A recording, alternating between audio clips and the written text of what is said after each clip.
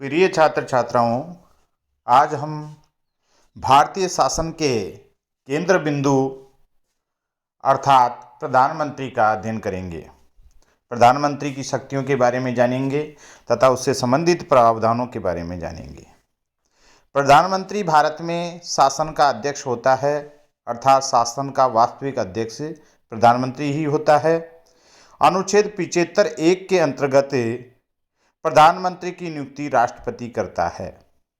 सामान्यतः आम चुनावों के बाद राष्ट्रपति उस व्यक्ति को प्रधानमंत्री नियुक्त करता है जो लोकसभा में बहुमत दल का नेता होता है।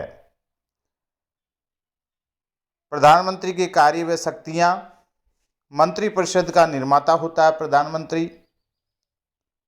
उसका अधिकार है कि वो किसको कौन सा विभाग दे। इसके अलावा मंत्रिपरिषद की अध्यक्षता करना प्रधानमंत्री का दूसरा प्रमुख कर्तव्य है। राष्ट्रपति व मंत्रिपरिषद के बीच कड़ी का कार्य प्रधानमंत्री के द्वारा किया जाता है।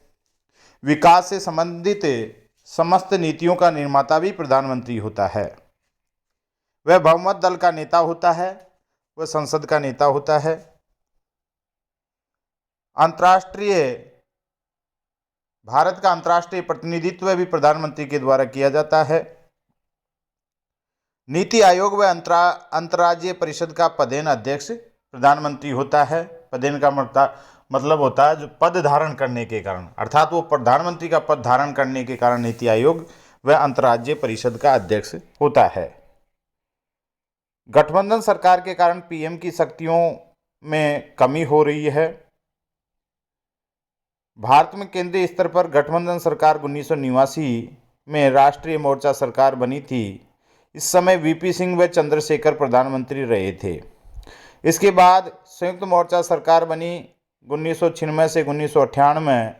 तब एचडी देवगौड़ा तथा आई के गुजराल अर्थात इंद्र कुमार गुजराल प्रधानमंत्री बने थे। उसके बाद में एनडीए नेशनल डेमोक्रेटिक अलायंस की सरकार बनी 1998 से 2004 तक। इसमें श्रीमान अटल बिहारी वाजपेयी जी प्रधानमंत्री बने थे।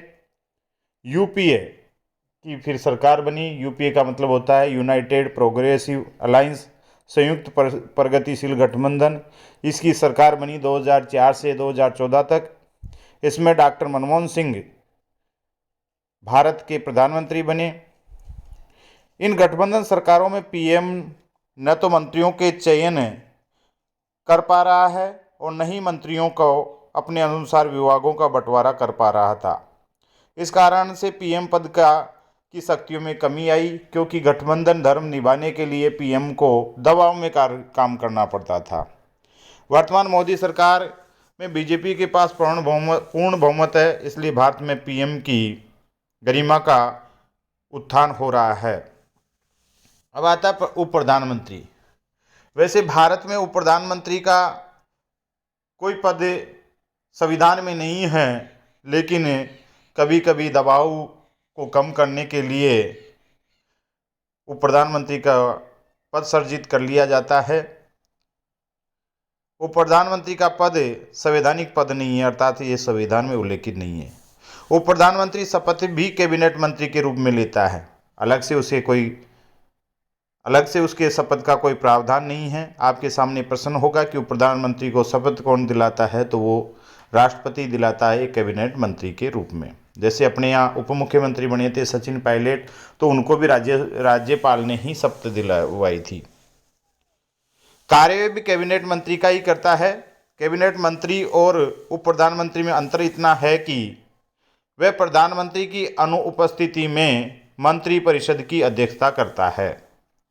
अब तक के उप प्रधानमंत्री 7 व्यक्ति अब तक उप प्रधानमंत्री रहे थे। हम देखेंगे कि ये डिप्टी प्राइम मिनिस्टर कब कब रहे और कौन से प्रधानमंत्री के कार्यकाल में रहे। पहले डिप्टी प्राइम मिनिस्टर बने सरदार वल्लभ भाई पटेल। उस समय पंडित जवाहरलाल नेहरू प्रधानमंत्री थे। इनका कार्यकाल 1947 से 1950 तक रहा। दूसरे उप प्रधानमंत्री बने मोरारजी देसाई। उस समय इंदिरा गांधी जब पहली बार प्रथम बार देश की प्रधानमंत्री बनी थी तब मोरारजी देसाई उप प्रधानमंत्री थे। इनका कार्यकाल है 1967 से 1969।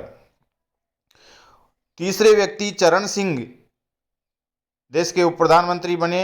ये मोरारजी देसाई सरकार में थे 1977 से 1979। याद रहे कि इस समय दो उप प्रधानमंत्री थे, पहले चौधरी चरण सिंह, दूसरे जगजीवन राम, वो भी इसी कार्यकाल में उप प्रधानमंत्री रहे। फिर उसके बाद में वाई चौहान उप प्रधानमंत्री बने, तब चौधरी चरण सिंह देश के प्रधानमंत्री थे। ये 1979 से 80 में बने थे।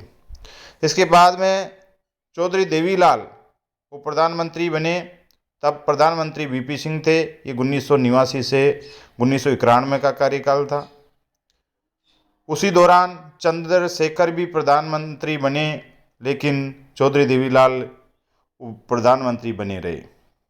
इसके बाद में सातवें और अंतिम जो प्रधानमंत्री भारत के वो बने एल के आडवाणी, श्रीमान लाल कृष्ण आडवाणी। तब भारत के प्रधानमंत्री अटल बिहारी वाजपेयी थे। ये 2002 से 2004 के कार्यकाल के लिए भारत के उप प्रधानमंत्री बने। आज के लिए इतना ही, धन्यवाद।